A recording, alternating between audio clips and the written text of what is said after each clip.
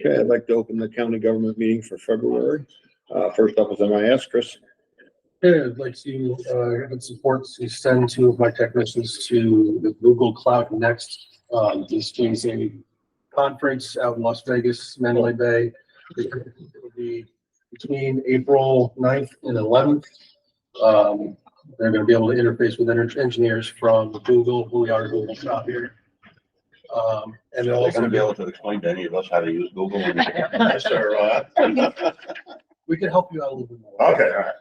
So, basically, they're gonna learn about, tech that's coming up, and with Google, they can interface with people that we work with now, CrowdStrike, which is our antivirus, and Veeam, which is our backup software. They'll have engineers on site to have answer any questions that we may have for the future. Any questions? Yeah, what's the cost? So the 3998 we have there, that's the full price. We found that just as we sent it back, actually Jim called it, we have government pricing, it's $899 a person. So $1,999 per person is the full price. Our cost is $899 per person.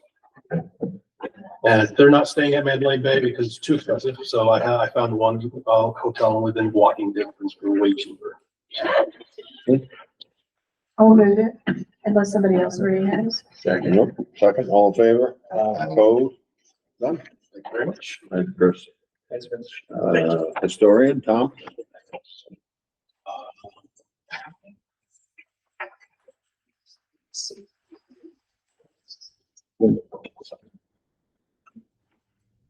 All right, so this resolution is to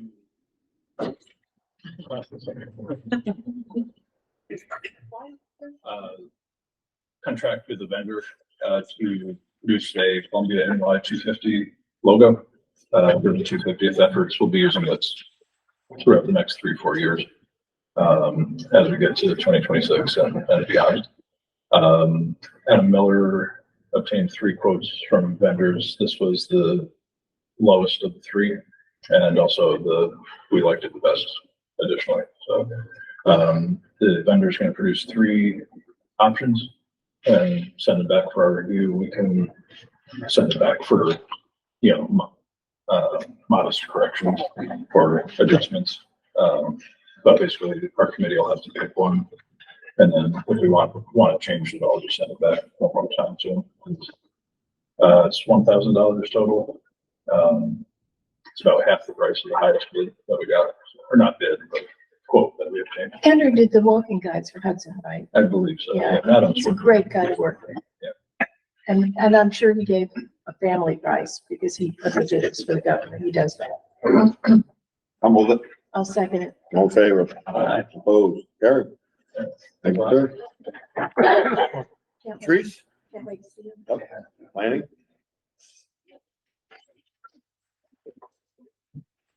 Thanks. See you later.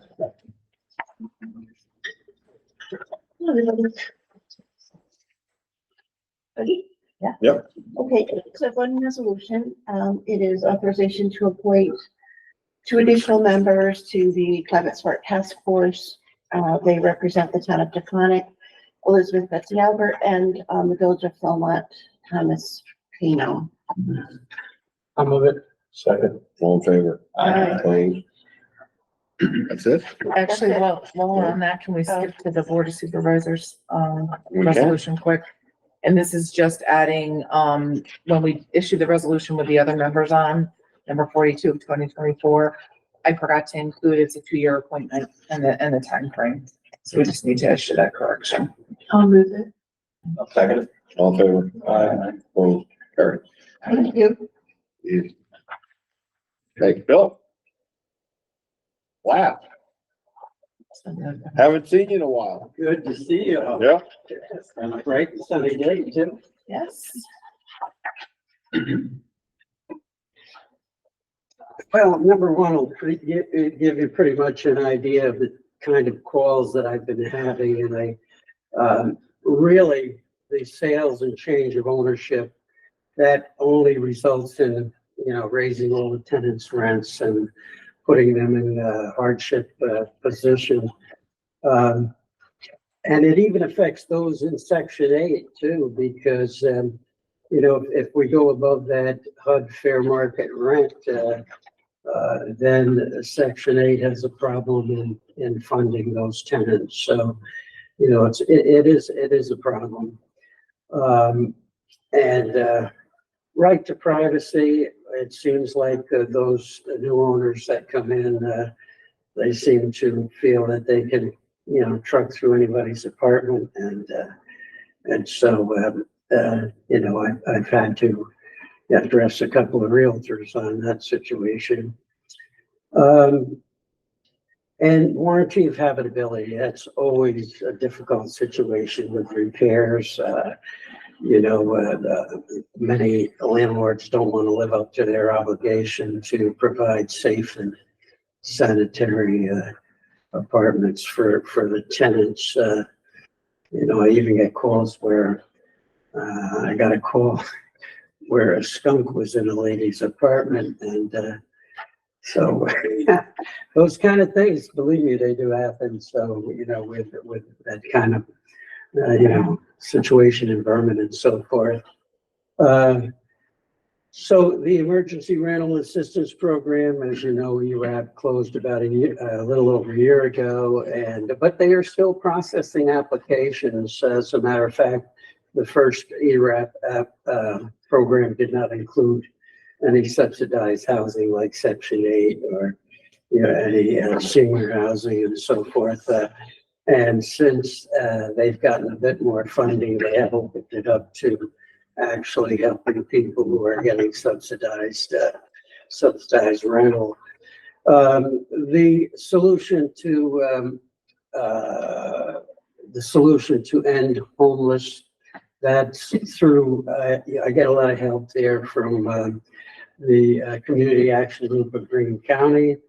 When they have funding, but here again, if one goes in with to get a rent arrears or to get let's say the first month's rent and the security deposit, if it's more than the HUD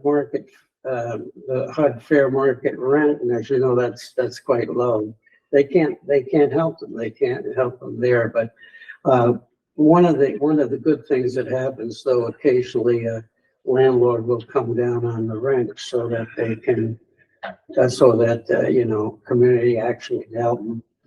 The emergency solution grant, that's a HUD grant, and that's usually administered here through St. Catherine's, and that's for rapid rehousing and to end homeless. But you know, funding is always kind of tough through there. Greater Hudson Promise Neighborhoods, they will help people in Hudson with rent arrears. So there's been some success with tenants going to them. So, and Fair Housing Month, I've already asked Kelly to come up with a proclamation for us declaring April as Fair Housing Month, which also coincides with Federal Fair Housing Month. So that's you know, a good thing that Columbia County does, and I'm always proud to present that proclamation at any event that we may have. Letter to the editor. What that letter to the editor does in Fair Housing Month, it does, you know, tell people how to report complaints, whether they be discriminatory or housing complaints, and to what entity to report them, and gives them contact numbers and so forth. So landlord tenants rights forum, we're planning that for April the 10th, which will be also in Fair Housing Month. Looking at a venue, we've been having it at the high school, but now is this parking area available over here for people to, you know? The Hudson School, Yeah, there, I see one of the this lower one, I lots think is it is. I open. don't know. You gotta check with Hudson, right? Whenever we've used it, we've got permission. from the school Permission, district. yeah. School district.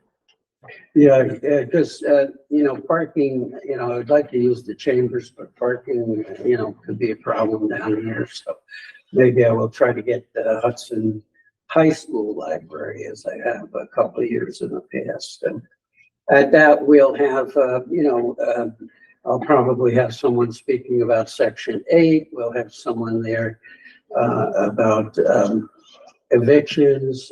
Judge Connor from the city's been very good to come and talk about that end of things. Bill, while you're on that, are you aware of the training facility we have at the Fire Training Center out in Congress Park?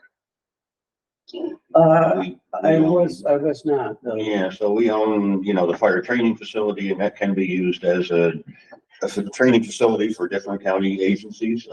They have a very nice room and videos and everything set up and parking, very easy. So. Yeah, I think that would be great, Ron. I'd like to look into that because if we go to Hudson High School Library, then I have to get a liability insurance certificate to protect, them. So, yeah. That We would can be connect you great. with him, reach out to George Keeler, he schedules the Oh, events there good. and Yeah, I stuff. know George from the high school. Sure. I was with the high school. But I know like the OFA is using that now for some of their events where they have easier parking and stuff like that. And we wouldn't need a certificate. of No, it's a insurance. county building. That'd be great. That'd be nice. If you give me the information, Ron, Sure, I'd yeah. appreciate that. Our poster contest, we had to lay low with COVID for the schools for a while. Last year, we just had Hudson participate. So it wasn't as the gala that we usually have, but this year, I'm hoping I've gotten some posters in from New Lebanon already. And I have a good contact with Hudson. I think that's going to go well. And I think Germantown's going to go very well. All the others, we'll see how that goes. But I think we'll have this way we will have I think what I will do is get we could even think about that county facility for our awards presentation. Yeah. I'm a member of Post 184 of American Legion. I was going to have it there, but maybe this would work out. Check the facility out. Yeah. Seats about That's 60 good. people or so. Classroom can be split, but it's, parking too. A lot of Yeah, parking, there's a lot. easy Yeah, parking. well, that's it. The parking can No always be an issue. No steps, right? And, our community outreach, the poster contest, actually, I got a deadline set for March the 27th for the posters to be in. And then we'll review, or we'll try to pick some winners and then maybe even at the forum, we may do just lay them out and have a people's choice type thing on the posters. So, that actually we got set. I didn't set a venue, but I set a date for the awards presentation, and that will be April the 24th. So, and I've got some good people working on that with me as well. So, the press releases, I get them out whenever it is important or necessary, and update. And we also update our website with anything like that changes in state and federal things.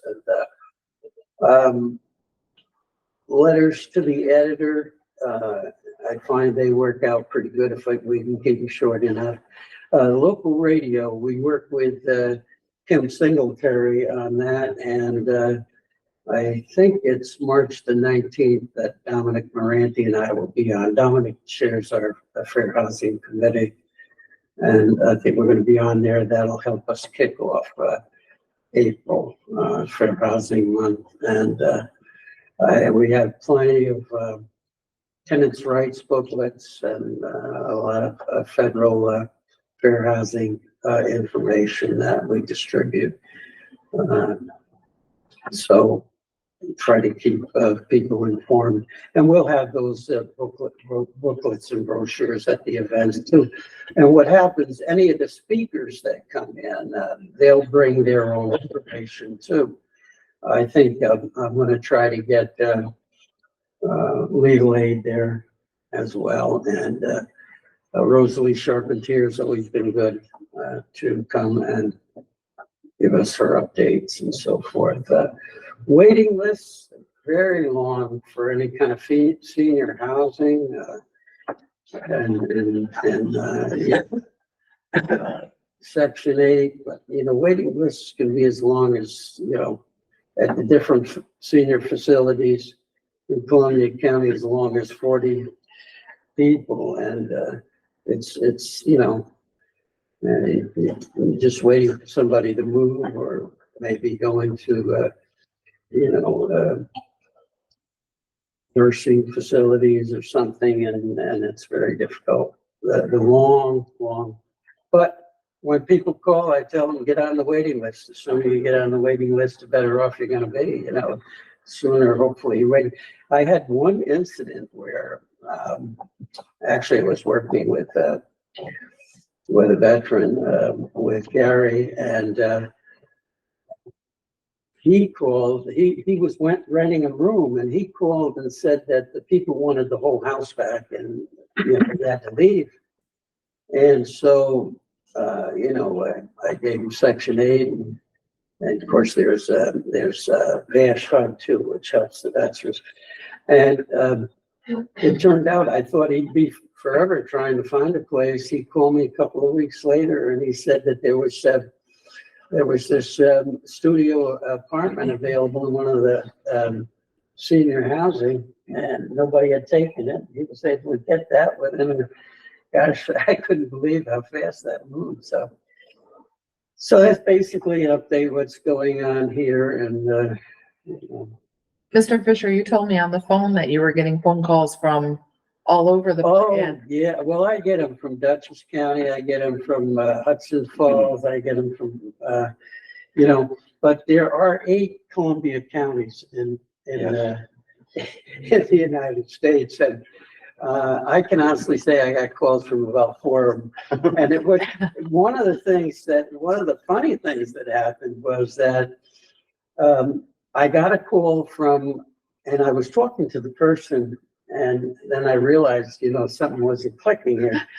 So I said, are you from Columbia County? She says, Columbia County. It's Columbia County, New York. She said, no, Columbia County, Oregon. And then it wasn't a half hour later, I got a call from Columbia County, Wisconsin on a mobile home situation. So, but You're a knowledgeable person. We're the But only you ones know. with a website, right? Right. If you Google Columbia County. Oh, yeah. Yeah. You want to be specific, Well, but I why?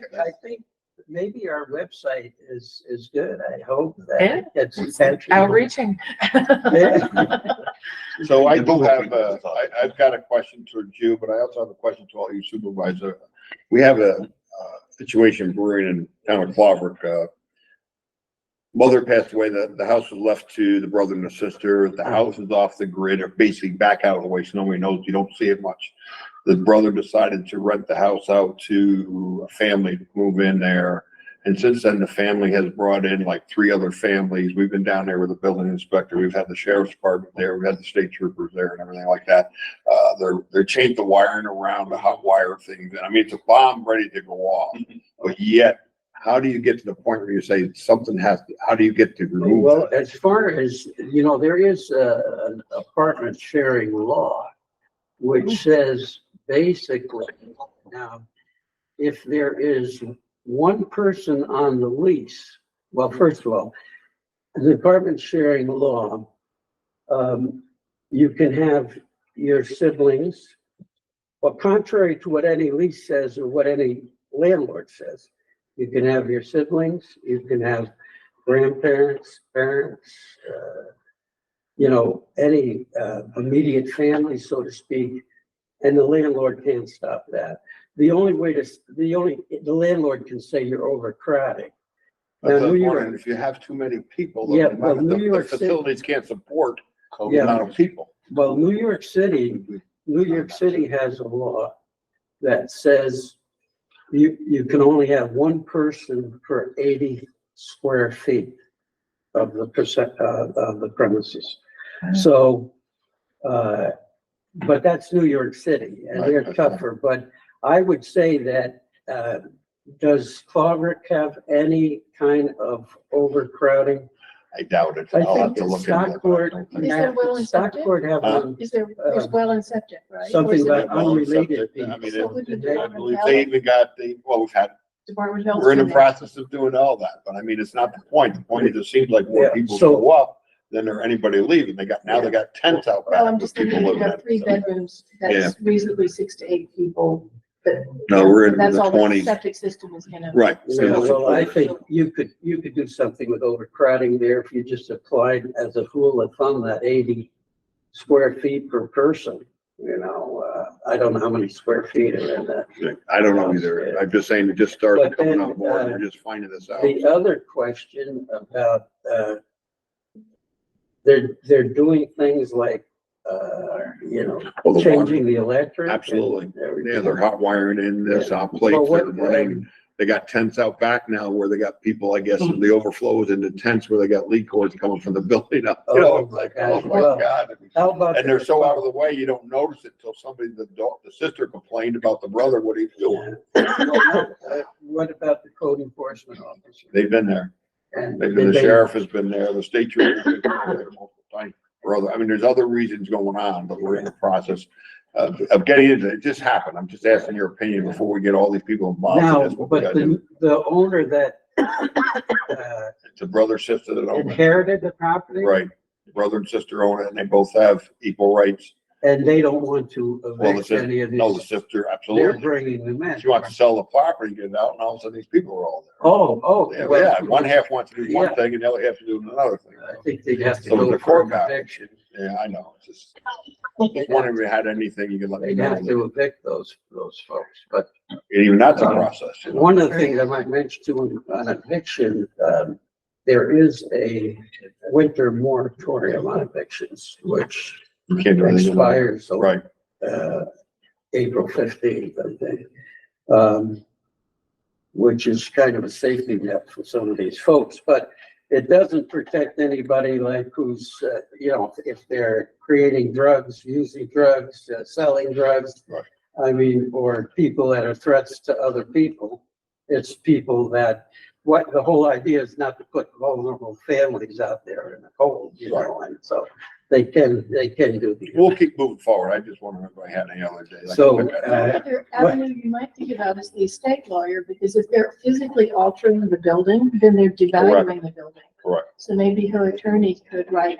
But you write letters, you give citations, you do that, Right. and you know But I'm where just that thinking goes. in terms Yeah. of another Doesn't avenue. go anywhere. It's just, they, okay. Does anyone have a lease? They don't have. I don't know on that. Like I said, I just found this out the last 2 days, what it's But happening. if they're not, if they're, see, if one person is on the lease, you can have an occupant other than an unrelated occupant. If 2 people are on the lease, you can't have another occupant unless it replaces one of the occupants on the lease. Wow. Sounds That's pretty why we simple. have to- so he knows these things. Anyway, thank you. Okay. Thanks, Bill. Anybody else have any questions for Bill? Yeah, I have a You're question. welcome. I know that the City of Hudson's Housing Justice Director, she told me that she gets a lot of calls. People call her basically looking for legal support. Joni Hunt, No, Michelle Tulo. So Michelle she Tulo. works with Joni Oh, closely. okay, yes. So people often call in and they're looking for legal support, and often, like how you get calls outside of geography, she often gets calls from people who live in Long Beach County, New York, but don't live in Hudson, New York.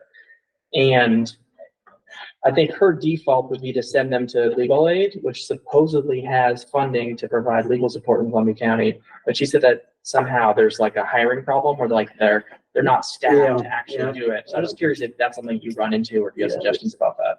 That's true. Legal aid is not representing anyone at this point in court. They will give legal advice over the phone, and of course, there is income eligibility situation there. But they are pretty much, legal aid is they have very few attorneys that are working with them now. Unfortunately, I think they go there for the learning curve and then they go to private practices or something of that nature, but But they will give a legal advice over the phone.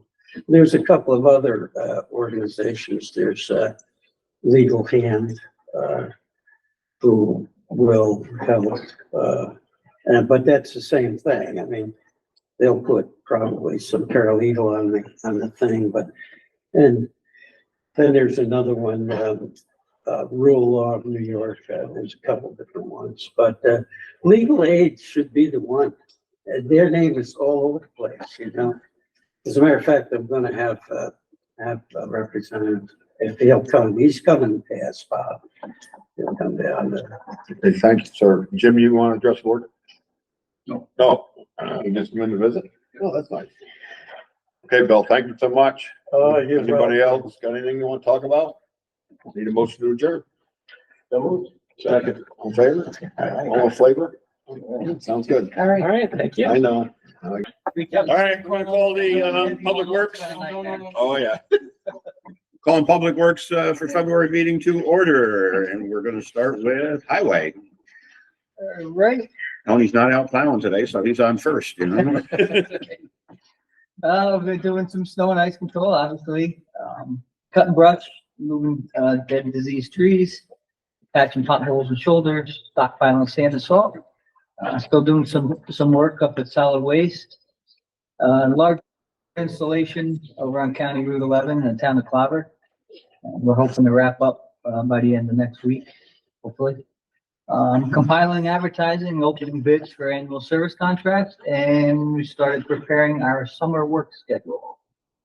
I have one employee out on workers' comp, no new business, and the rest is resolution requests. And then the first is to award the bid for the service contracts for a period of. Sorry. That's not my first, wait a minute. That's not your first. I had, Award the bid? liquid. Did I miss one? Yeah, liquid. Yeah, liquid bitumen. Oh, okay. It's all. Oh, I'm sorry, yep. Oh, so we have a motion and a second. We have a motion, a second, all in favor? Aye. Opposed?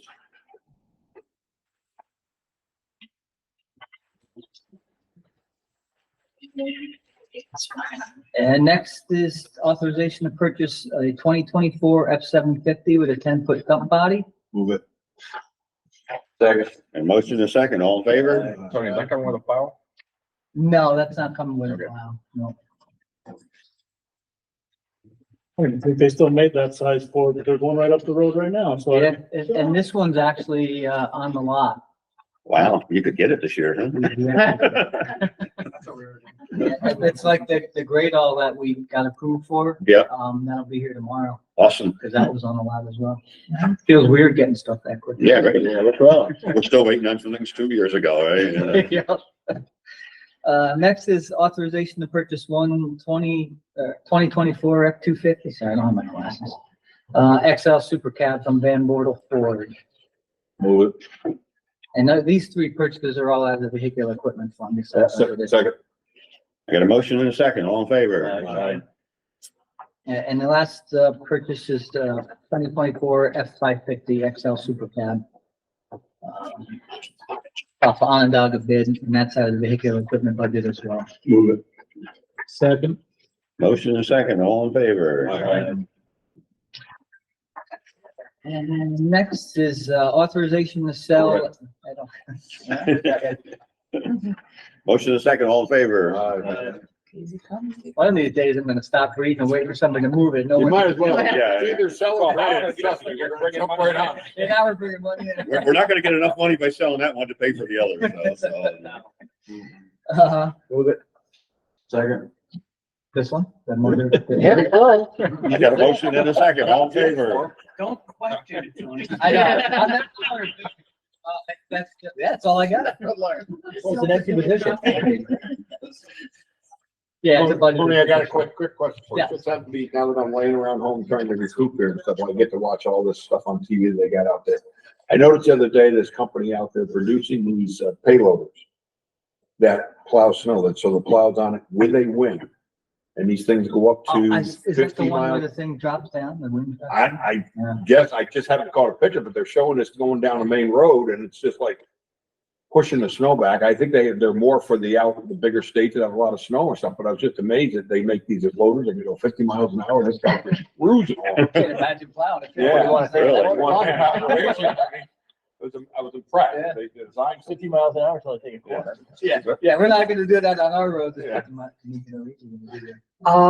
actually, you didn't say that. Yep, Okay. I think we need Tony here. so. You're not getting away that quick. You passed all your resolutions. I got that. Hey, Tony, if we're going after dead trees, I'm sure you know about Crow Hill. I think I saw a couple of nasty ones up there. Yeah, I have to check. The foremen do their lists and they get them into the city hall on that. Good evening, everyone. I'll start off with the bridge work that's taking place. So Valley View Bridge, the pre-construction meeting is set for the first week of February. We're in the process of receiving shop drawings. There's one item that has to be approved by the New York State Department of Transportation for the temporary bridge. But the contractor is hoping to get started in the March timeframe. We're also working on utility relocation as well. Stall Bridge, Pleasantville Road, steel fabricator is preparing shop drawing reviews. And so we're also anticipating that the contractor will mobilize in March. Contractor has indicated if all goes well as far as the steel delivery, which we're still waiting for an update on that, but he does anticipate at this point that the bridge would be open by the end of November. So again, still the construction season is really planned. County Route 7 down in Gallatin, the property acquisition for the adjacent land from the owner has been completed. The highway department has completed the removal of trees because that needed to happen before the end of March. And so we're just waiting final approval from Department of Transportation since we did receive Bridge New York money for that particular project. So that one's going through New York State DOT for approval. And once that approval is obtained, we'll be able to move forward with putting that project out. All right. Other engineering activities, I received the final documents for the 911 call center. I just need to set up a time to meet as a group to go over those final documents, including a lot of cut sheets as far as the various materials. I've also sent a copy of them out to our vendors for our fire, the fire alarm system. And I'm sending a copy over to Chris Fleet as well, so that way he can take a look at any type of wiring or cameras as he's doing his work. The DSS building, the contractor is currently working on the replacement of the interior air handlers. So those air handlers are scattered throughout the building on the first and second floor. They're located above the ceiling tiles.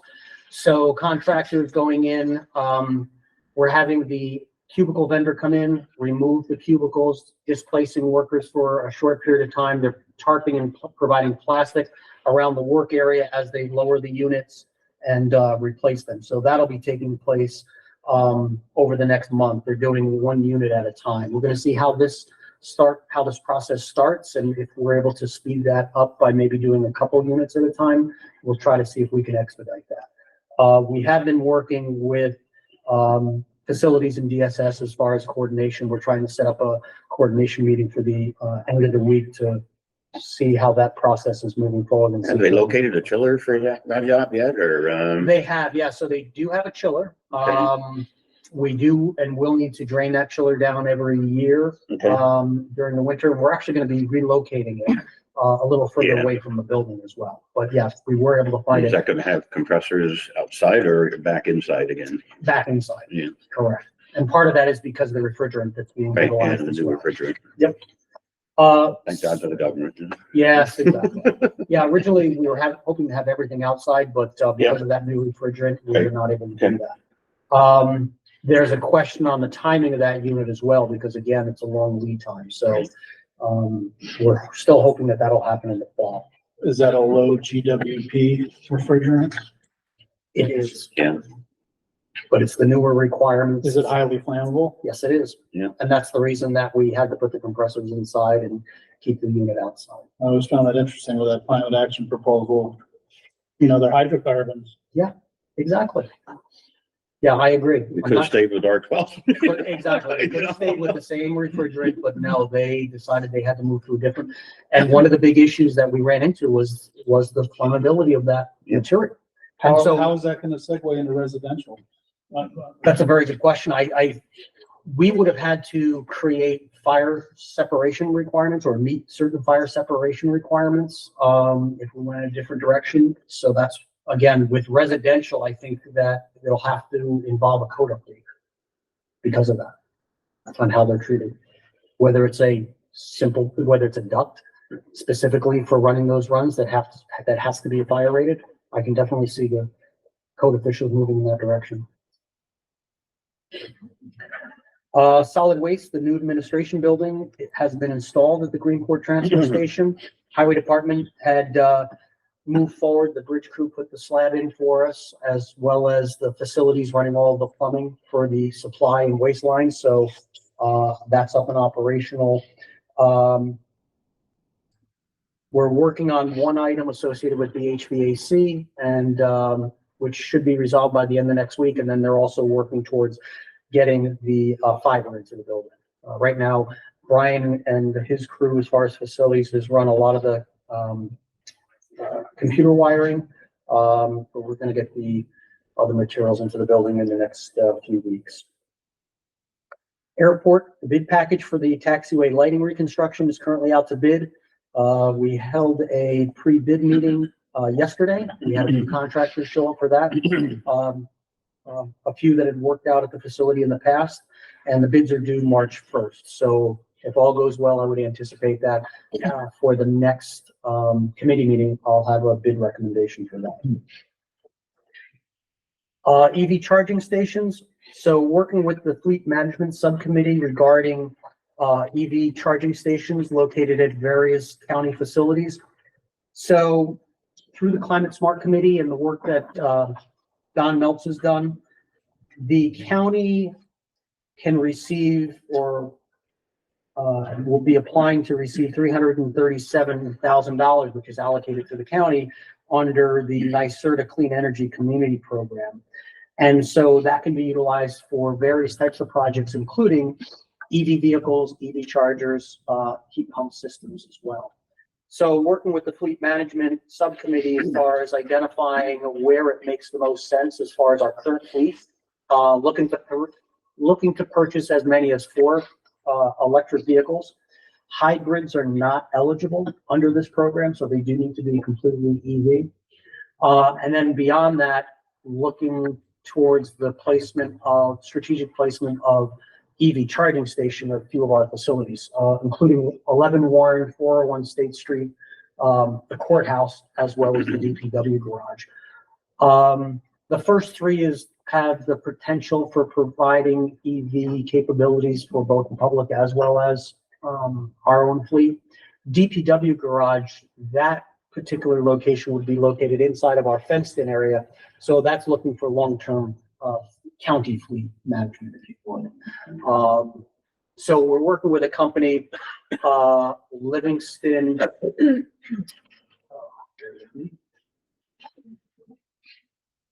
Energy, and they currently are on NYSERDA's list, and also they're under a state contract, if you would. So they fit, both of those needs in order to try to move forward with a procurement in a relatively quick manner. So that means we can go just to them and obtain quotations. So we've been in contact with them regarding 11 Warren Street, 401 and the DPW garage. We did receive quotes.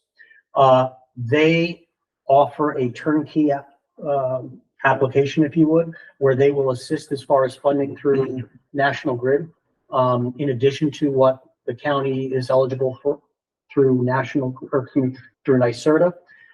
But they also work towards gaining quotes from contractors to do the installation. They handle the software package and work with the county as far as setting rates for those public locations as well. And they also handle the maintenance. So still working on getting the courthouse location in that quotation, but a good portion of this, as far as the infrastructure, can be paid through National Grid and through the program that they have as far as funding. Any additional funds above and beyond that can then come through the NYSERDA grant that we're receiving. All right. In addition to that, so I hope to have that information prior to the full board meeting. Sorry, Kelly. So I was we- already forewarned. So, as soon as I get that information, we hope to meet with the subcommittee one more time as far as the, fleet management subcommittee, make a final determination and then present it to DPW prior to the next full board meeting as far as the direction that we're going. Okay? Livingston presented to the advisory committee a few years ago. Yeah. They did a pretty comprehensive job. Yeah, We're very They inspired informative. us. yeah, the gentleman that we've been dealing with, we had a group discussion with them. Everything is app-based as far as the charging and the fee structure, or excuse me, the charging and payment structure. And the nice thing is that there's no difference between having to swap out charge or the charging units between a public unit and a fleet unit, because everything is done over the app. But they would provide passwords and login information for those vehicles that are going to be county vehicles. And again, if it's going to be a county vehicle, that could be charged at the standard rate as far as what's heading through the meter, if you would. Whereas the public, where the county can then determine and charge accordingly as far as their own rate structure. So it does provide that flexibility. Now, what are we looking at for vehicles? I'm sorry, I missed that meeting. Between a charger and a car that's gonna park in front of it. So I could. Jim's trying to- Especially the RFP's going out tomorrow, or the mini bid's going out tomorrow, we're gonna get 4 SUVs, all-wheel drive SUVs, all of them. And get them, but We're trying. we're gonna try to. We want to try and get the same vehicle, all 4 of them the same vehicle. Yeah. If we can. Then availability has been the problem. Nobody will give us pricing, but let's see, you know. And there's additional monies through this program that will continue to come to the county, as far as clean energy community. So one of the things, it is time sensitive where, if we move forward and we're able to get everything, purchase the vehicles, get the EV chargers online by September 1st, we get an additional, $117,000, I believe, of additional, grant money. So one of the things we're looking at is a fallback, depending upon what happens with the EV chargers and so forth. We've identified another project that is ready to go out to bid now, and that's the installation of heat pumps in the courthouse as supplementary air conditioning. That was an issue that was brought up last year. We moved forward with a design. That design is complete. The specifications are put together. So I hope to go out to bid as soon as Friday, get those bids in before the next meeting. So again, we can take a look at all the numbers at that time and then make a plan moving forward. Okay? Because that work could be done as far as the courthouse, that could be done prior to that September 1 time. And if we're looking to offset the increased electrification, if National Grid substation allows us to, we have more rooftop PV potential, right? Like if we're increasing that electrification with more electric vehicles, heat pumps. Yeah, it depends upon the location as far as where, I mean, we are identifying other locations. Solid waste would be a great location because there's a lot of rooftop area there. Airport would be another consideration, 11 Warren Street as well.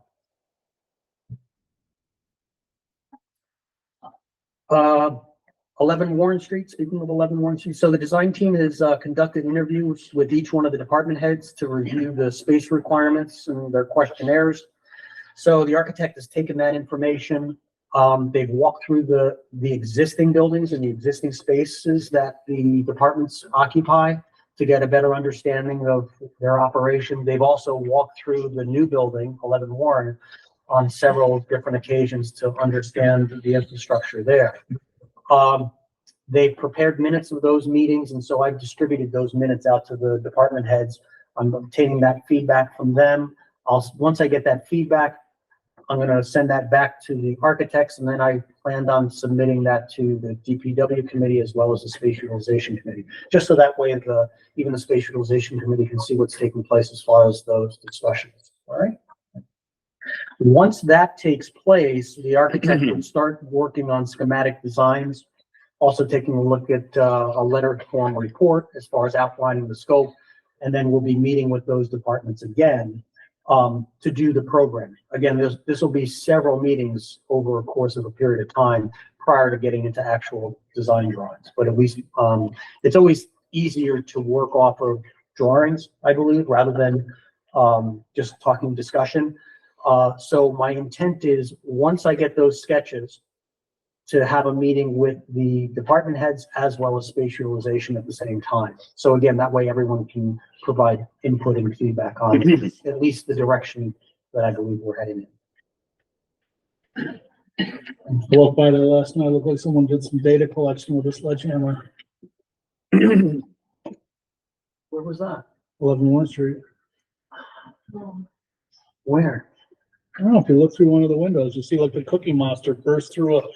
Oh. Oh, I know where you are, yeah. Oh, Yeah. there, yes. That was the I'm sorry. previous owner gained Correct, access correct, without a okay. key. Oh, I thought it was out, I thought it was on the Yeah. exterior walls that you were in. I know what you're Oh, talking about, That's just graffiti. Yes, there's an area there that, they never did any improvements to. And they did hit sledgehammers with it, yeah, no question. They made a door. Highway vehicle and equipment replacement schedule. So I've provided a proposed 10-year schedule to you, and I've also had some additional information, starting off with some information that Tony was able to gather for me. So I've been working with the highway department on this a little bit. And again, I know when it comes time for budget, I know it's only February heading into March, but we're already thinking about the upcoming budget season.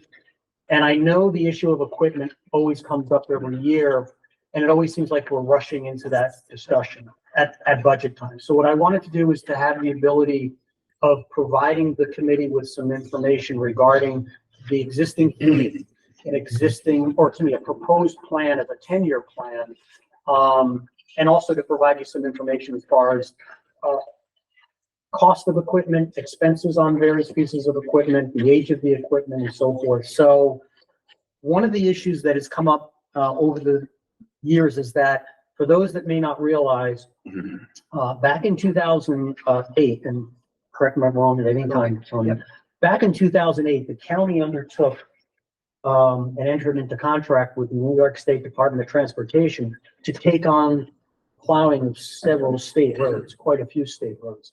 And as part of that, the county was able to purchase numerous plow trucks. They were, a good portion of those were all obviously purchased in 2008. Total of how many? 9. Total of 9 trucks purchased at one time in 2008. That put the county in a very good position as far as moving forward with trucks. However, we have not done a great job as far as replacing those trucks over a period of time. So, in part, I'm focusing as part of this presentation on those plow trucks. What you have before you as far as this particular annual combined replacement schedule, it identifies a 10-year program to replace the vehicles. Now, in speaking with other counties, municipalities, Department of Transportation, generally speaking, there's a window of replacement that everyone tries to target between 10 to 12 years, okay, as far as replacing the vehicles. And so that way you constantly have a rotation. Some municipalities are going down to even 5 years. That's what we have for our F-350 SRW. Yeah, I was gonna say, so for some of those smaller vehicles, that makes a lot of sense. For some of the bigger vehicles, it becomes, because of the price of those vehicles, it becomes a little more difficult. When you're looking at the replacement of a vehicle, when the schedule is put together, we're taking a look at multiple items. We're looking at the age of the vehicle, obviously, mileage or the time on that piece of equipment. And you're looking at the condition of it over a period of time and how it continues to deteriorate, especially these plow trucks. Because again, these plow trucks, these are the ones that we're using sands and salts with. So it's a harsh environment. Yes, the crew is out there, and after every event, they're cleaning those, they're washing them down, they're trying to get rid of the salts, but you're not able to get it completed. Okay, so they do wear out quicker as far as those are concerned. One of the things we also like to take a look at, or we should be taking a look at, is the return on the vehicles. So when you start investing more into the vehicle than it's worth as far as your return, when you go to sell it, it's pretty much time to get rid of the vehicle. It's very similar to what we all do with our own vehicles at home. right? When you start making heavy investments into the vehicle, we all realize it's time for it to go. We need to do that, I believe, with this as well. So what we've outlined is, looking at 2004 through 2035, 10 years, the items in gray are the ones that I want to concentrate on, although there are needs throughout the entire fleet. Looking at the ones in gray specifically as far as our plow trucks. In 2024 as an example, so 2 of those vehicles we're looking to replace, but when you look at the bottom line there, those 2 vehicles are out. Those have been auctioned off. Those were 2005, 2006. So again, keep in mind, we're getting rid of vehicles and they're not even to the 9 2008s that were purchased. But when we look at the auction, we're only getting $2,500 in return. So we're keeping these for an awfully long period of time.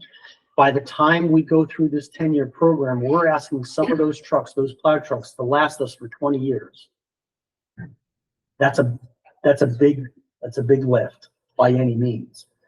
The information that's been presented here, I'm the presenter. I have to acknowledge there's a lot of hard work that went into this from Tony and his crew as far as the various graphs in the organization, but then also taking a look at what some of these repair costs are. So supervisors can take a look at the type of equipment that we're looking at replacing, what the original cost was, what the age was, what the current mileage is, as well as the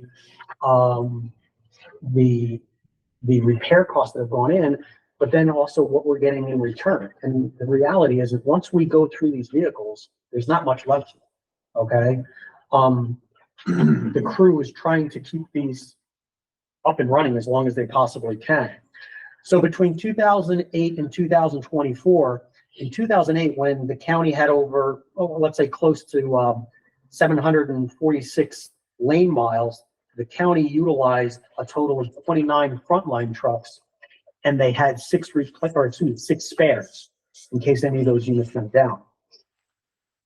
At some point, the county, or the state took those lane miles back, okay, as far as the state roads, but the county then took other county roadways back that they had previous agreements with townships. So when we took on the state roads, we had some of the townships take on some of our county roads and our responsibilities there. We've now gone back and taken those back with the exception of, I think, just a few lane miles. But the lane miles have dropped from 745 down to 534. So obviously that means the number of frontline vehicles has dropped. It has dropped from 29 down to 23, but we still have 6 spares that we really need to keep online. The reason being is that because of the age of the equipment, it was the beginning of this year, I think it was a November timeframe, where even just prior to the snow season, just the work that was being done during the summer as far as the construction, pavement issues, or pavement projects, culvert projects, things of that nature, there were breakdowns that were occurring. A lot of the frontline vehicles were in the shop, and those spares were out on the road trying to get the project. And that can happen with new ones too, so. It absolutely can. No Especially guarantee. if you run into a tree on Well. Yeah, You gotta keep absolutely. your spares because you can't get parts either. Right. Right. And at one point, we had a total of, I think, at the beginning of the season, 15 or 16 trucks total on the road. So that included, and not just frontline trucks that were down, spare trucks that were down as well.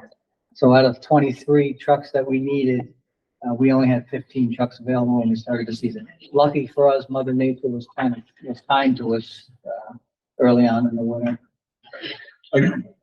Quick question. Sure. So I'm looking at what you've got here, and it's averaging out close to about $2 million a year for the equipment. So on top of that is, the equipment that we used to spend, or what we have been spending over the years, what was the average for equipment? $1 million? Yep. Yep. You got the sheet here, right? Less than that? But Tony's got a graph for you. Okay, all right, you have that. So yeah, so actually go up to one more. Thank you. So, yeah, Tony made the graphs, by the way. Yeah. So kudos. That was his homework assignment and he did he did a fantastic job. This is ridiculous. Yeah, he did a fantastic job. So, so let's talk about repairs, okay? Repairs and parts. So, the blue lines, the blue bars, excuse me, as far as the bar graph, that's the budget. So that's what's been passed over the past several years since 2016 as far as the budget. What has actually been spent on parts and repairs is provided for in the orange budget. So again, as you see the fleet continuing to age, which it is, you can see by the graph that not only has the budget gone up, but we've actually expended in many instances above the Parts and labor's gone up a lot too. Correct. And to your point that you made, getting the parts has become problematic. So again, especially with the larger vehicles, it's not like, you know, a regular sedan or an SUV where a manufacturer will continue to make those parts after, I believe it's 7 years. Is that correct? I think it's 7 years. The original manufacturer, they don't have to continue to make those. So they go to a third party. And if it's not economical, then it's fine. It's very difficult to find parts for those vehicles. So in actuality, what the highway crew has done is they've had to cannibalize, you know, off of another vehicle. Not the best thing to do. Or they've searched around to other folks in another means, somebody that may have a piece of equipment that is not being utilized. And the other thing that's gonna happen too, once you start upgrading the newer trucks, your parts and stuff will go down because of the newer trucks are filling up the void where you got the old. Exactly, and that You is get the there's hope. a savings there too. Exactly. So the intent is that the investment that you make, as far as your capital, as far as the investment, means that, yes, it would become a newer fleet, okay, a younger fleet, and therefore one would hope that the cost, your annual cost of repairs and replacements, or to me, repairs and parts would then be reduced. I mean, I gotta say, just having your vehicle worked on, like on pickup, you go there and you get a $1,500 bill and you look at it and the parts are $1,200. Right. The labor's $250, $300. I go, what the hell? But that's what it is. The parts are way up there. So you're right. You're spending a lot of money after bad for something like that. And then again, it doesn't make the truck any better. It just brings it back up where it is. It's not gonna improve it. So. Correct. We We'll have to actually work had at to, a truck that we had auctioned off early in the year, the guy over in Catskill bought it. We actually had to go to him recently and buy a part off that truck to fix one of our trucks because they could no longer get the part. They didn't make it. So, to the question as far as budget, overall budget for replacements on our equipment, the next slide. That's basic. Just glad we associated that with increasing parts, not an administrative change. That's true. Exactly. Exactly. Thank you.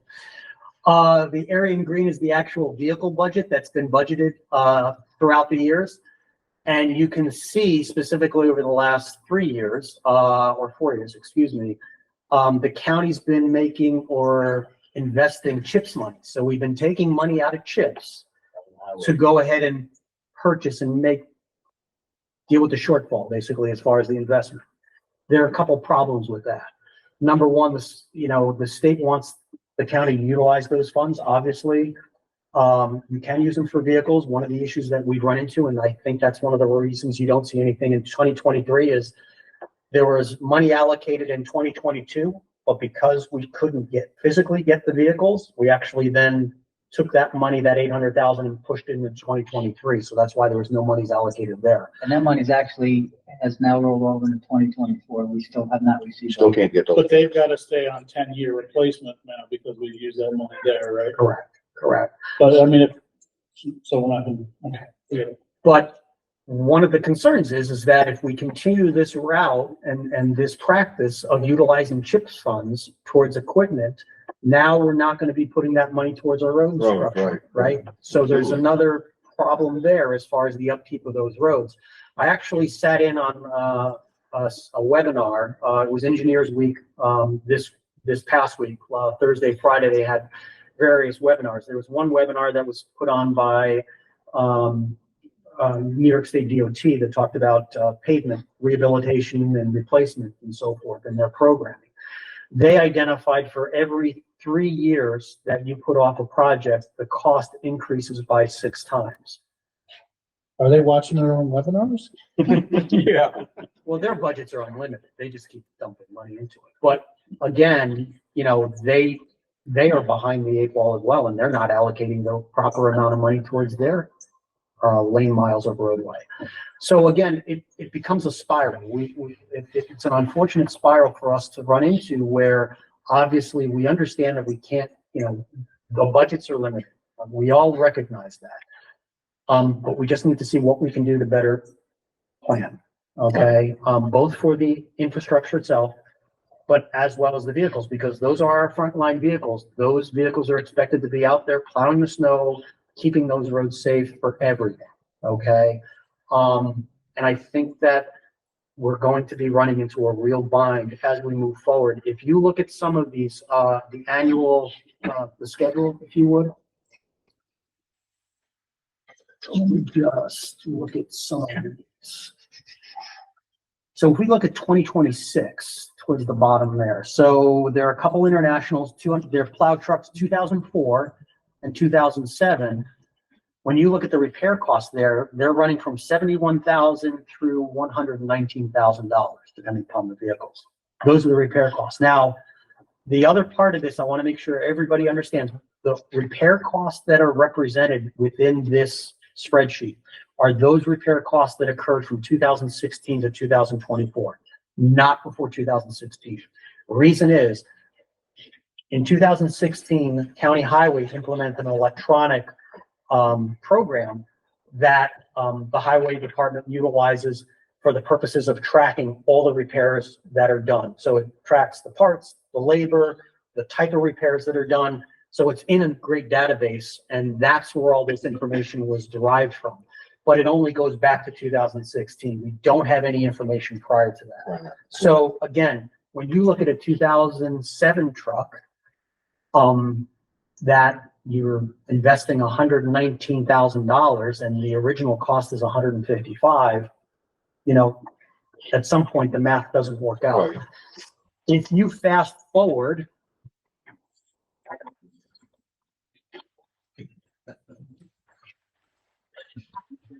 let's fast forward to 2028. 2028 will represent 20 years of some of those 2008 vehicles being in service. So from 2016 to 2024, those vehicles, those three that we're proposing to replace, the repair costs range from $108,000 to $135,000. That was in the last 6 to 7 years. We're asking these vehicles to continue for another 6 to 7 years. Right. So that number is going to at least double, if not more. So again, when you look at the cost that we're putting into these versus buying new, the math isn't working out. It looks like they were built better on average. If you go back to 2026 and look at your. They were built better. Your Foreman's trucks, they've already cost in 2017, right? 42,000 purchase price. We spent 45 on one and 67 on the other. Well, no, electronics cost. That's still a problem with the new trucks, the electronics on. Right. Yeah. Yeah.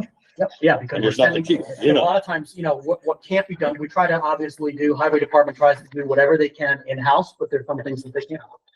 So the purpose of this discussion today is discussion. Again, it's to make sure that everyone's aware of what's before the Highway Department as far as trying to keep these vehicles up and running, the cost and the budget, as far as the trend of what's been taking place and how we've had to augment some of the budget by utilizing chips. And we can only do that for so long before our own infrastructure really gets hurt. Right. But even at that rate, we're $1 million behind in your replacement schedule, even using the CHIPS funding, you know. Correct. So unfortunately, I don't have the answers. Okay, I leave that up to Jim and PJ. But obviously, we'll need to have further discussions as we get closer to that budget. But I wanted to at least provide this information to everyone on the committee to review, to become familiar with, so that way, as we get closer to budget, we can have a more serious discussion of how do we fix this issue, right, and how do we get ourselves back on the right track regarding this. I'd just like to say thank you for this, Gary, because it's very informative and it looks very familiar. Yep. I think Ron's probably the only one here that's going to remember Dave Robinson warning us that this was coming, and Bernie coming in year after year telling us we weren't putting enough money in, this was coming, and he did a Yeah, I was gonna say very that, similar report several years ago. at that point, that was before 2016. I was gonna say that we were doing $400,000 or $500,000. And Bernie's estimate then was that we really needed to do $900,000 a year. And so we started edging it up, and we got up to, the one year we budgeted $700,000, but then it started declining after that. So, and that was 10 years ago. Yeah, and unfortunately, That was 200 there, now it's 300 there. Right, exactly. unfortunately, your department's always had the bullseye on for the cuts. It always ends up coming out of your department. Where we're gonna cut. So, I mean, I think, I'm all for supporting Ward and your budget, obviously. And if we're gonna keep continuing to raise taxes that I keep voting against, at least that 2% should go to your department. That'd be $1 million a year extra. Antonio will be coming in a suit to full. That's right. As long as it's going to what we needed to go to, instead of building a fund balance, I think we should use it, But we absolutely. can stop working some of the bridges, can't we, for right now? No, After we get done with mine. Right. Oh, yeah.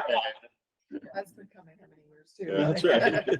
yeah, so, well, I appreciate the accolades, but actually, like I had mentioned when I started off, I'm just the presenter as far as the material. The material is all compiled by Tony and his staff. They did a yeoman's job getting all of this together in a timely manner and being able to present it. So they prepared the schedules, the graphs, and everything, and they did a great job. So It's very good because it gives you the information you need to look at. exactly, yeah, and it puts, it's not just numbers, but it really, the graphs help out a lot as far as making it easy to understand. We always get the budget time if somebody says, shouldn't we have a whole schedule of this, expenses? Well, here we go.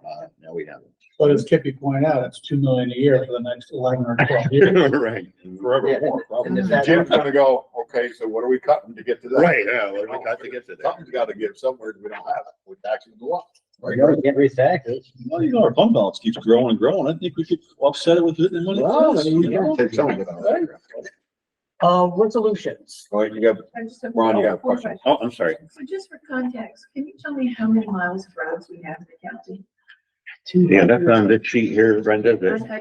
Oh. Okay, I get you a copy of this. The question is, so how much roads, how many roads are we, how many miles of road are we setting aside for these equipment investments? Or does that depend on the condition of the road? For CHIPS money, for spending CHIPS money? Well, what we've done the last couple of years is we've I figure out first what roads we want to try and do. Right, the priorities. Yeah, and then figure out what equipment we need to get. In the last couple of years, it's been the plow trucks and then this year getting the grade on. Right. And then just go from there. So I always, when I start doing my roadwork plan, I always add extra. So I start way high. Like right now, between the equipment for this year and, the roadwork that I want to do, I'm already at like 4.3 million or something like that. Which, even with, I think we're gonna end up rolling over. It was like 250,000 or something from last year on paper. The problem is I don't really know what we're gonna roll over until I know when that equipment comes in from 2022, so it kind of makes it. But I have like extra projects in there that come towards the end of the season. If the money's there, we try and get them done. That's less than we gotta do for the following year. But right now the equipment is kind of just, it's based on need. We know we want to try and order another plow truck this year. And the grade all, and that, I mean, those two pieces of equipment were $800,000. No, I'm on board with the. Yep, so, yeah, but I'm that's really trying to kind of, understand, do we have an equivalent condition report of the county roads? And how are we falling behind? Because if we're allocating, yeah, what's the level of falling behind is what I'm trying to understand. Or is that possible to project?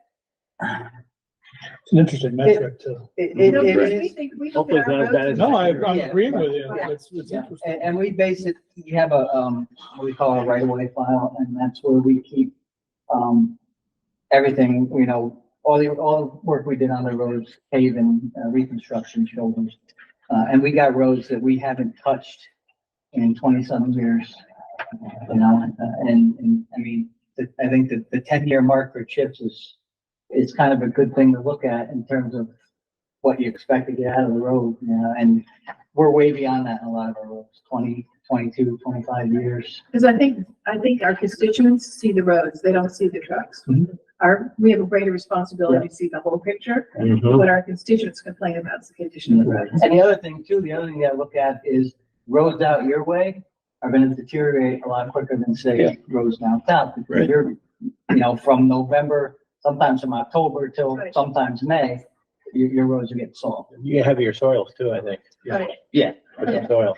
Yeah, so so you can't just look at penetration. the amount of time between road projects is kind of, because we have roads that, like I said, haven't been touched in 20 years. And they're in better condition than roads that we paved 8 years ago. But I'm thinking about Ray's argument, it might be easier to not take money away from roads and take it out of the surplus or the 2% or whatever, because the roads, we need to keep up with the rest. Right, yeah, I mean, our goal is to try not to have to purchase, a lot of this equipment out of chips. Because that's really, right now, chips is really our main, and almost our only funding for road. I'm doing the same thing this Yeah, year. I buy yeah. a big piece of equipment with chips funding. Yeah. I understand. Yeah, I mean, sometimes you gotta. Okay. We actually had in the past, similar reports with the road conditions and bridges, all laid out to us. It shows us we are so far behind. It's unrealistic. And, we could never catch up. We could bond, we talked one year about $50-60 million. Yeah. And wouldn't even catch us up. So, I mean, it's just, Bridges alone, Oh, and that's yeah, statewide, it's that's across the whole It's state, crazy. bridges. so I mean, we're never gonna catch up, but we gotta do a better job of trying to at least keep up. Not fall behind anymore. Right, Right. exactly. Not lose any more ground. Thank you. And it's interesting, and I can't spit the state numbers out, but I'll just use our numbers, for example. But, the state has been giving us CHIPS money for years, so say the county gets $2.5 million. The federal government, you realize years ago that was letting everybody fall way behind. So the Fed started pumping money into our CHIPS money. And what happened is New York State said, okay, we're going to take that money. And so the feds would have given us like $3 million. And if the state $2.5 million would have been there, we would have been getting $5.5 million a year. But then the state cut the $2.5 million that they used to give us. So they're just passing on the federal funding to us. So we get $3 million and the states to see we increased your funding, but really they cut their part of it out. So, I mean, the federal government recognized, and I can't spit out the statewide numbers, I don't know if you guys can, but I mean, it's billions, but just for what it affects Columbia County, that's kind of the rationale number. So the feds did try and increase it, recognizing that we were all falling behind. So, all right, sorry. Is there a standard for how many trucks per mile you're supposed to have? Like we have 23 trucks for however many miles. Is that low or high for what you? No, we kind of, I had it, I think I had. Oh, it's actually in that information Yeah, as well, so I reached out to state DOT, and their plow runs, their plow runs range between 20 and 30 miles. And now most of those are straight, wide roads. Ours run, we average 20.28 lane miles per truck. Our lowest is 16, what's that? Per new truck, yeah. The lowest is 16.77 and the highest is 28.28. Yeah, we're in the ballpark, and some of them, they have a much longer travel route to get to their run. Some of them have a lot of hills, a lot of turns, narrow roads, so we kind of base it on that. We probably average about 2 hours or so to make a complete round. As well as intersections as well. Right. Yeah, because the DOT, a lot of those are just straight runs. Right, yeah, The they have. county's actually doing a lot of the The intersections. DOT will run around with a separate truck and do intersections, so their plow runs they're out and back for the most part. They have a turnaround point, they turn around and they come back. So like you'll notice our Kinderhook runs are our shortest ones, but they have the most traffic, the most intersections. And some of our runs like out in Taconic, which are, running basically 6 houses to a mile. You have a lot less traffic if they're straight runs all the way. So there's a lot of thought every winter that goes into time wise and miles wise. But just because you see like a 16-mile run, it's not like we're. Well, if you have one road that's 16 miles, you'd be pretty good, right? Well, actually. Yeah, that would be good. Without any like say you count every 27, that's a long shot right down, straight shot. Where like in Iberville area, you're going on 4 different roads, you get 16 miles. So. And that truck that has the lowest amount of lane miles also goes to the airport. He does all the cul-de-sacs out and around the airport, Commerce Park. You know, so it's a lot of, he drives here, he's gotta do all this, and he's gotta drive here, it's kind of chopped up. So on paper, it looks like he's not doing anything. But it's still 2 hours worth of plowing. Well, we thank you both for all that information. On to resolutions. Resolutions, resolution regarding a new, generator for the Columbia County Water District. $90,000. It was budgeted for the 2024 year. So the current one was put in when the improvements were done back in 1991. There were some issues last year as far as trying to again find parts. Move a 34-year generator. Second. Motion is second, all in favor? It's not that we're not trying. See, we do try to keep these things running. Band-Aid, just called. Next resolution has to do with authorizing the increase to 20 cents per gallon for fuel surcharge that the county highway department charges inter-county and outside agencies other than DPW. So provided some information within the packets that identified by, if we increase it from 10 cents, which is the current surcharge, up to 20 cents, we could see as much as a $21,000 increase into the highway budget. Obviously, some of that. We can get gets half a spent. pickup truck. Right? You're getting that fuel relatively cheap. Yeah, so, You can yeah, so currently, let's, as an example, current price, now this is of the last time the highway department received fuel, $2.54 per gallon versus the open market at, any one of the stations that the departments would go to, $3.11 to $3.29. So again, we're still 50 cents, if not more below per gallon. We have a motion? Yeah. Second. All in favor? So we're putting 87 octane in everyone. Can we turn that into 1.8 million for your machine? Well, I think we'll lose customers at that Yes. point. I'm not sure what octane it is. I don't know what octane is. I can find out tomorrow. Oh, don't move that one. So yeah, resolution regarding negotiating or potentially terminating existing photovoltaic system on 11 Warren Street. So 11 Warren Street has a 10 kilowatt roof mounted photovoltaic system that was installed back in 2010. When the county purchased the land and purchased the building, this particular item didn't come up during the search as far as any lien or any encumbrance as far as the title company. So the county was contacted by the installer, indicating that there's several years left on the lease. The annual charge of the lease for the next 6 years, from 2024 to 2029, as far as getting it paid off, ranges from $1,600 up to $1,800. When I look at the production at 10 kilowatts, and then looking at looking at what the current bills are, which the charges are about 20 cents per kilowatt hour, it's producing about $2,000 of power, if you want, $2,000 of savings to us. Meanwhile, we're putting out of pocket $1,600 to $1,800. The net isn't that great. It's older technology. One would hope in the future that that would be a great location to cover the entire roof with updated solar. So what I am requesting the committee to do is to authorize the chairman and myself to negotiate either a better deal for the county or to actually terminate that lease and have the contractor move it. Again. Motion and second, all in favor? Question, how do we miss this? Well, it never came up on. We knew it was there, but there's no lead. Yeah, we knew that it was there. The current owner, the person that we were dealing with as far as the owner's contact didn't have any information, didn't realize that it was a lease. As a matter of fact, it did not even come up at the, as far as the title company. Normally, if there's any type of a lease agreement, normally something's filed with the county clerk's office, and so therefore the title company would be able to flag it during their research. it never came up. So nothing must be on the books at the county clerk's office. So we have no obligation whatsoever. Right. That's why. That's why they're saying they'll take it away if we want to. Yeah. You know. Either you negotiate with Just it take it away gently. or take it away. Or leave it. Because is that the predecessor where they bolted and epoxied instead No, of these are flipping? ballast. These are ballasted units. Yeah. Okay. These are ballasted units, so it's not gonna affect anything that we have on the roof.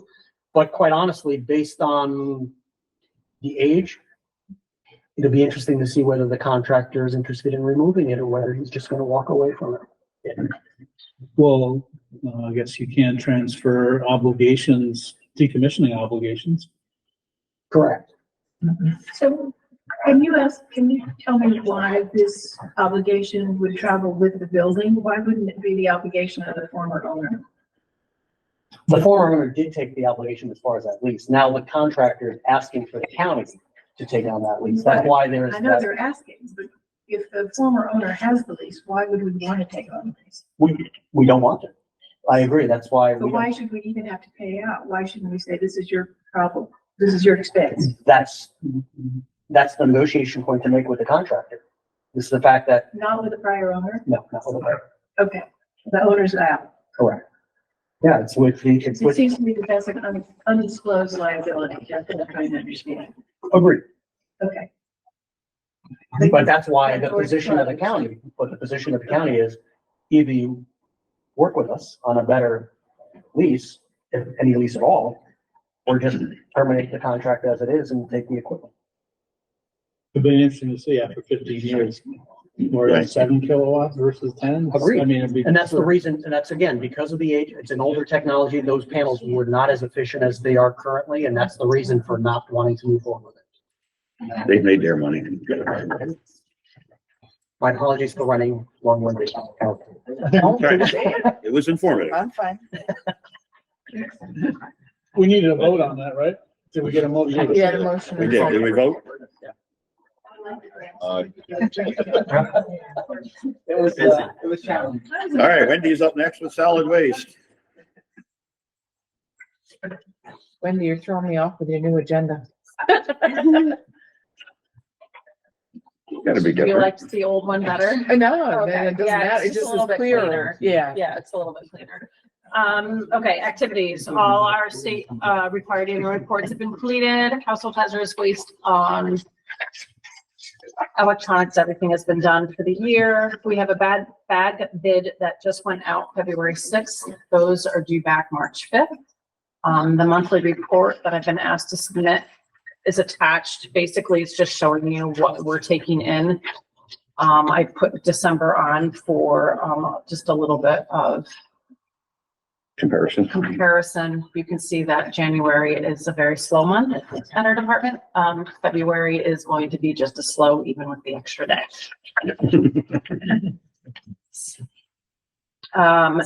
NISAR. So we had this really great opportunity. I sit on the Organics Council with NISAR, and they approached and asked if we would present at their organics compost event in April out in Buffalo. So they're pretty excited with what we're doing as far as food collection for our particular county. And so I've been given permission to go out there and do a little presentation with a couple of other people for the food scrap collection that we're doing. Forgive my ignorance, what does it stand for? That's New York State Association of Reduction, Reuse, and Recycling. Oh, it's art of the third. R3, yeah. We get it solved. Yeah. Yeah, R3.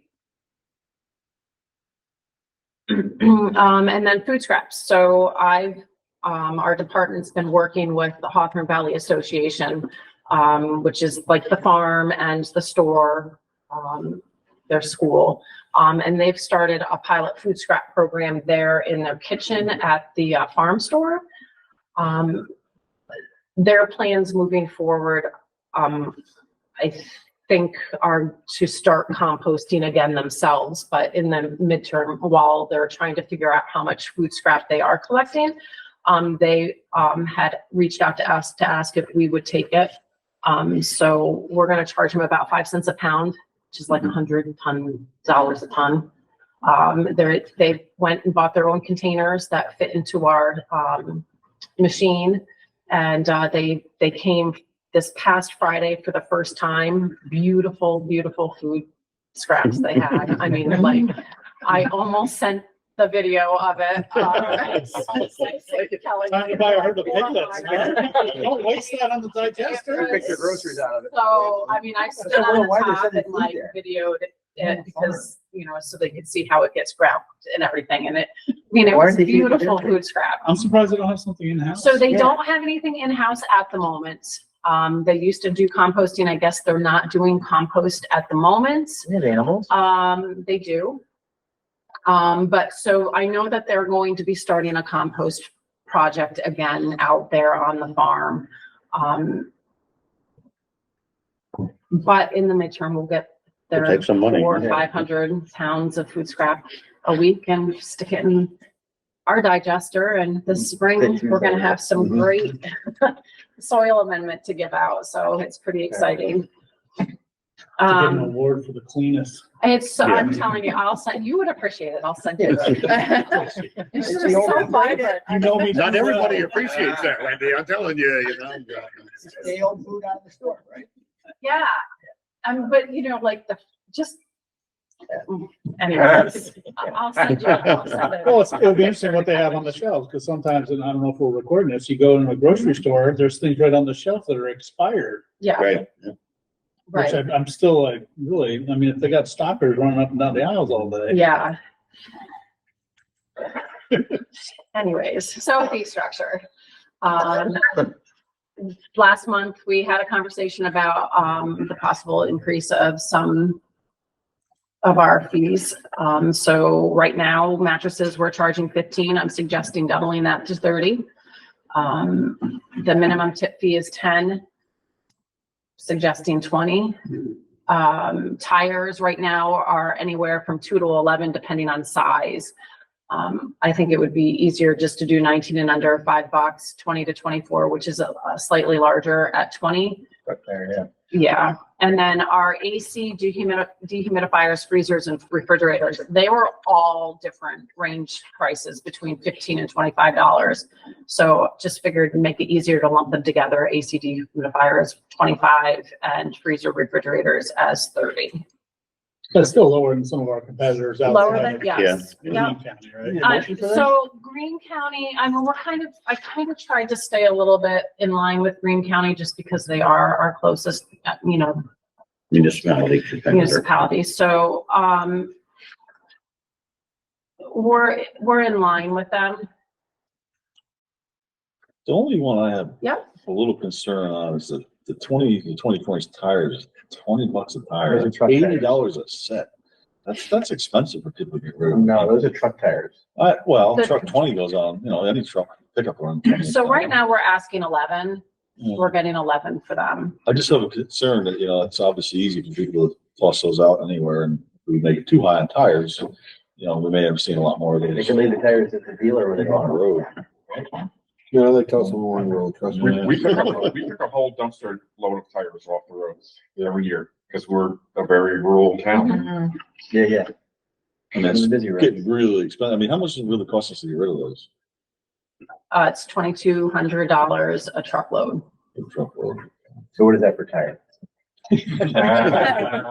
Depends on how big the tire is. They say, I can just tell you by tonnage, right? What's Green County, what are they charging per tire? They're too? charging $6 for the 19 and under and $25 for the 20. You're not making money on getting rid of these tires. No, No. nope. Well, that's nice. Our wanted to buy us a cutter, where we could sell those guys the sidewalls, cover their silage piles. Is that guy in China still making doormats out of recycled tires, or is he stopped?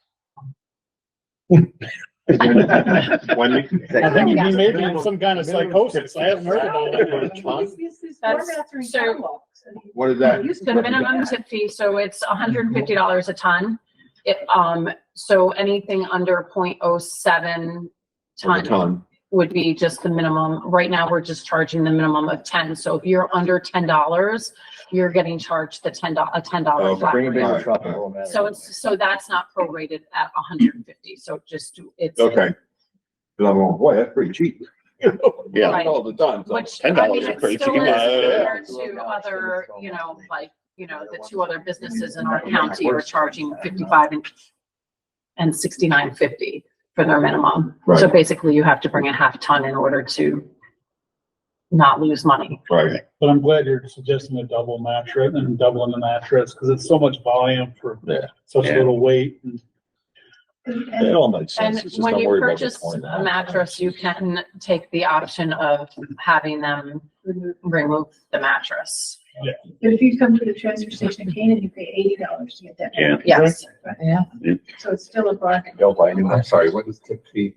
Tip fee, hi, so the tip fee, what that is, we have at the Greenport station only, we have a scale for commercial or those that want to weigh their waste instead of pay, by bag. So we charge $150 per ton for any weighed material that goes over the scale that's considered, garbage or construction and demolition debris. So we have a resolution request increasing the prices. Yes. A motion, do I have a second? Second, all in favor? Mowing, don't leave, not a question. So, again, looking at different things, so are your trailers up to max on weight wise when you load them? When they Yes. go out the door? Yes. because So if they're- shredding it, stuff like that wouldn't make it anything? Oh, you mean our tires? No, of your waste, that you're No, putting in we- the trailers, we I ha- mean, they you have have- to work at it to pack those trailers We to get pack to the them weight? down so that they weigh what they're supposed to weigh. Cause I see a lot of other places now are going to these shredders and stuff that break the stuff down like mattresses and just grind them up. And then you just load the stuff into trailers. And I'm just wondering is, cause all the work you're taking to try to smash it into a trailer, which of course does stuff to the trailers on the line, but you're trying to get that weight that you want to max that truck out before it goes out the door.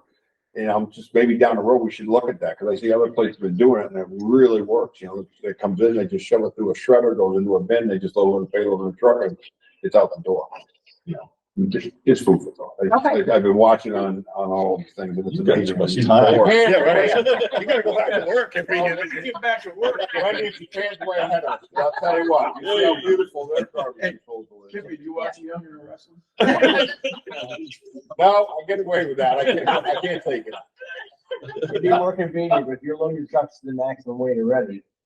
Well, no, but what I'm saying is you have to pack the trailers. If you watch Right, the so- situation, you're packing it with a machine to get the weight that you need. Of course, you know what that does to trailers and everything else, where But they're not for the trailers. newest thing they're doing, when you shred the stuff, it's just loaded with a payloader because you're gonna get the max even before you probably fill it. But we all know about the tarps on the trucks. Yeah. If you watch the railroad where they're doing that, you watch the railroad tracks after they've gone through, they're everywhere. Yeah. But also, like, when we see a large quantity of mattresses coming in, I mean, they are kind of pushed to the side but also when we get clean fill, concrete, heavy loads coming in, we do kind of offset that and push some of that to the side to offset mattresses. so Right, that try to get the weight up Our on the trailer. loaders, I mean, they just know every single way to get, every trick to get the weight. Okay. No, just. Mhm. It's an art. Put the It mattress is. in the bottom. It's like Tetris. Put the mattress in the bottom, protect the truck, and then drop the concrete. Right. Or, I'm well, going back to sometimes you work. put The hell with you the guys. mattress on the top, Oh, yeah. and then it keeps everything from At trash day, we save them for the top, right? Yeah. All right, thank you, Wendy. Then we have facilities. Mr. McDonald. Yeah. Getting up there, sorry. Yeah, well, sorry. You're young, yeah, come on. I'm upset. I have to put these on now. That's just the beginning. No. Yeah, I know. I probably should. I switched my phone over to that massive thing because I can't see it. No, I can't see up close anymore. All right, real quick, like 401, we redid the classroom upstairs, painted, put some carpet down, run data electric for the conflict defender's office. We did it in a way just in case, like, we ever have to get it back, then, we can easily convert it back to a training room. Courthouse, we're in the middle. They keep adding more work for us, which is good because we get reimbursed for it. We had a wall, but maybe do some trying to work in a door counter. So this way we added more space because we were cramped for space. So that seemed to work good. So we're working on that now. Let's see your DSS, like I said, I had to meet them to deliver the Connex box. Like Ray said, they're in the middle of doing their air handling unit replacement. Solid waste, like I said, we connected water sewer lines, did all the data drops. Right now I'm working with Chris from MIS with Mid-Hudson Cable, just to make sure that we get the right fittings because we're trying to get them to run the wire because it's going to be fiber. So you got to be real careful, no sharp bends. So that hopefully, I'm going to talk with the guy next week and we'll see when we can get that moving. So hopefully like I said, in a couple of weeks, that'll be done. And then the airport replaced several taxiway bulbs. I'm cutting back on ordering because of the project. So we'll be switching to LED so we don't have to change the bulbs no more because we're constantly out there. So that'll do well. So. And I got a couple resolutions. Is there any climate smart advantage to changing the runway lights to LED lights? Yeah, because those are incandescent lights. So we need to register that for maybe program dollars or something. I'll get together with that. I mean, talk to Donnie about that or Yeah. something, but. I'm asking to request a full-time labor position. Move it. Second. Motion and second, all in favor? Aye. The next one here, I have a retirement coming up, so the workers due to retire on the 29th of March, so I won't do anything, just till after that, which puts me in the schedule anyways of hiring for that position. So I'm requesting to fill the vacant building maintenance worker position, any packet was created. Second. Motion and second, all in favor? Aye. And this one is the public safety building, authorization to accept the maintenance agreement with fire security and sound system. That's off the New York State OGS contract for the public safety building. Move it. And motion and second, all in favor? Aye. And same thing, looking to authorize maintenance agreement with just fire security and sound systems. And like I said, they're under the New York State OGS contract for the courthouse. Move it. Second. Motion and second, all in favor? Aye.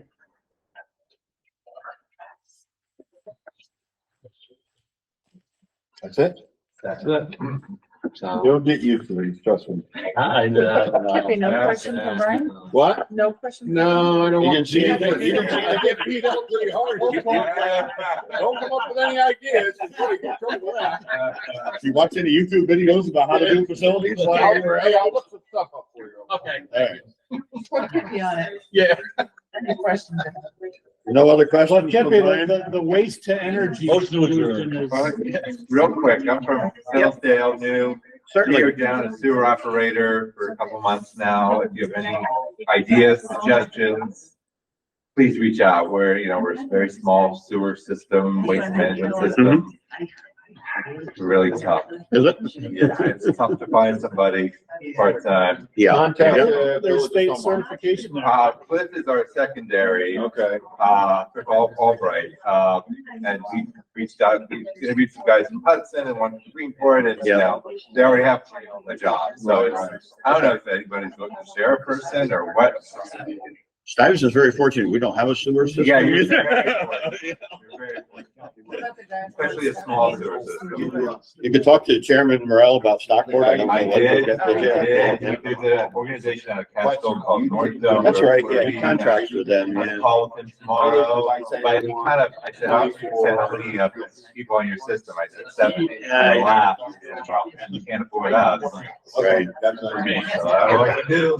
But you gotta have someone licensed. It's like 25. For how many hours a week?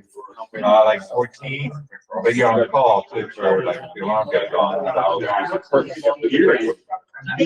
Have any Friday?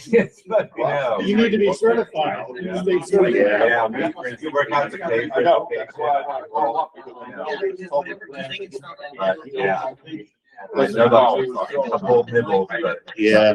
No, other municipalities that have sewer systems would be your, target. Yeah, yeah. Definitely. All right, I'm gonna throw that out there. All right, thank you. See you.